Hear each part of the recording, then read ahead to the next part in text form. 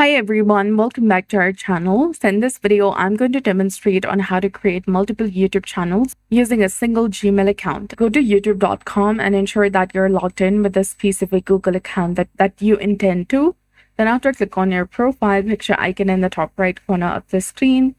And here select settings from the drop-down menu. Under your YouTube channel, you'll get the option of create a new channel. Go ahead and select it. Now you need to enter the name of the channel. Also enter or choose a handle that you want to. Then after, click on create channel from the bottom, but before that, make sure that your handle is unique.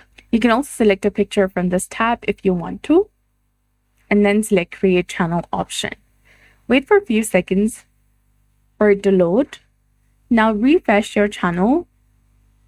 Click on the profile picture in the top right corner, and here select switch account.